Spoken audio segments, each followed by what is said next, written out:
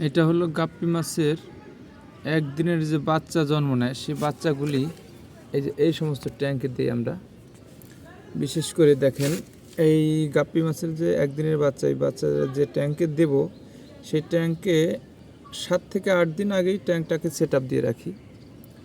এই যে গাছ লাগাই, প্রথমে গাছ লাগাই, মাটি দিয়ে গাছ লাগাই, পানি দিই, পানি দিয়ে 7 থেকে 8 দিন স্টেবল অবস্থায় রাখি। তারপরে একদিনের বাচ্চা জন্ম দেওয়ার পরপরই সেগুলি দিয়ে দেই। আমি যদি আপনাদেরকে দেখানোর চেষ্টা করি, এই যে দেখেন বাচ্চাগুলি, এই বাচ্চার বয়স এখন 5 দিন চলে।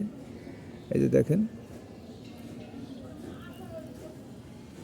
দৌড় দিয়ে চলে যাচ্ছে। এই ট্যাঙ্কে আমি 100 পিস বাচ্চা দিয়েছি। এই ট্যাঙ্কের মধ্যে 100 পিস বাচ্চা দিয়ে রেখেছি। ওই যে দেখেন দৌড় দিয়ে চলে যাচ্ছে। এরা এই ইসের নিচে থাকতে পছন্দ করে সবসময়।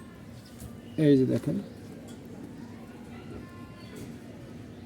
দেখতে পারতেছেন কিনা আমি শিওর না, তবে ট্যাঙ্কটা কীভাবে সেট আপ করেছি সেটা দেখাচ্ছি। এই হলো ট্যাঙ্ক সেট আপ।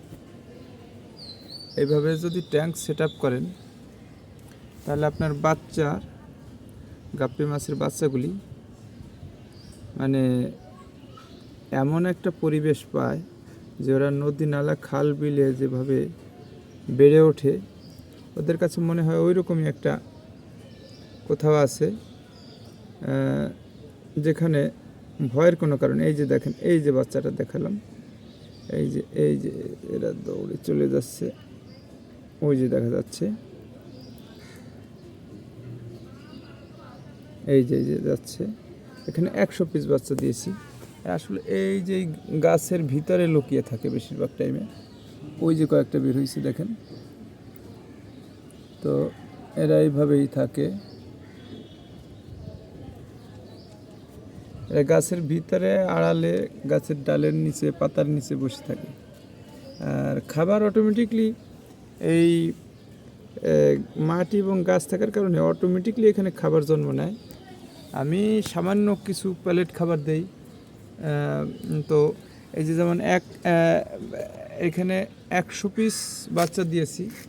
এই 100 পিস মাছের জন্য আমি দেখেন কতটুকু আজকে খাবার দেবো। দেখেন এই যে আমার হাতে 1 চিমটি পরিমাণ নিয়েছিলাম, এই যে আমি ছাড়তেছি, দেখেন কত কম পরিমাণে খাবার। এই যে ছাড়তেছি খাবার, এই দিয়ে দিলাম। এই 100 পিস বাচ্চার খাবার হয়ে গেল। তো এর থেকে বেশি খাবার দিবেন না, বেশি খাবার দিলে, বেশি খাবার খেয়ে পেট ফুলে কিন্তু এরা মারা যাবে। তো এখানে আমি থাকার কারণে আইসে খাওয়া শুরু করতেছে না। মনে করেন যে যখন সরে যাব তখন উঠে ভাইসে খাওয়া শুরু করবে। ওই দেখেন তারপর কিছু আসছে, 2-1টা আসছে, ওই যে আসতেছে, এই যে আসতেছে, ওই যে দেখেন। তো এরা হলো কি, বিশেষ করে এই গাছ এবং মাটি দিয়ে যদি ট্যাঙ্ক এভাবে সুন্দরভাবে আপনি তৈরি করতে পারেন, তাহলে আর এই মাছ মরে যাওয়ার যে একটা ভয়, বা মাছ কি খাবে, মাছের ন্যাচারাল পরিবেশ পাচ্ছে কি না, এই সমস্ত বিষয়গুলি নিয়ে আপনাকে আর টেনশন করতে হবে না। এরা অটোমেটিকলি এই সমস্ত এই যে ন্যাচারাল খাবার তৈরি হয়, ন্যাচারাল খাবার খেয়ে এরা বেঁচে থাকতে পারবে ইনশাআল্লাহ। তো আমি যেটা আপনাদেরকে বলার এবং বোঝানোর চেষ্টা করতেছি সেটা হলো যে কোনো ট্যাঙ্ক তৈরি করার সময় আপনি এইভাবে এরকম প্লান্ট লাগাবেন ট্যাঙ্কে, তাহলে আপনার আর টেনশন নেই। দেখেন এই যে খাবার দিচ্ছিলাম, এই যে কিছু ভেসে উঠতেছে, আবার আমি এখানে ভিডিও করতেছি তো দেখে আসতেছে না, ওই গাছের নিচে, এই গাছের নিচে লুকিয়ে আছে। তো বিশেষ করে আমি যেটা এই ভিডিওর মাধ্যমে বলার চেষ্টা করেছি যে এই যে আমি একদিনের বাচ্চাগুলি এই ট্যাঙ্কে দিয়ে রাখি এবং এদেরকে খাবার খুবই কম দিতে হয়।